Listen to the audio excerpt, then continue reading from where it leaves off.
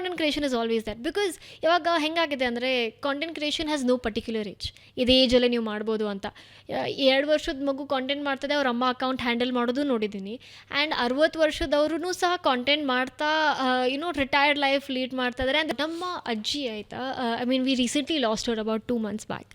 And ನಾನು content creation ಶುರು ಮಾಡಿದಾಗ she started to stay with us. ಅವ್ರು ಮೊದಲು ಬೇರೆ ಕಡೆ ಇರ್ತಿದ್ರು. ಆ್ಯಂಡ್ ಅವಾಗ I use to notice that ಅವರು ಬರೀ ಇದರ್ ಬುಕ್ ಓದ್ತಾ ಇರ್ತಿದ್ರು, ನ್ಯೂಸ್ ಪೇಪರ್ ಇಲ್ಲ ಟಿ ವಿ.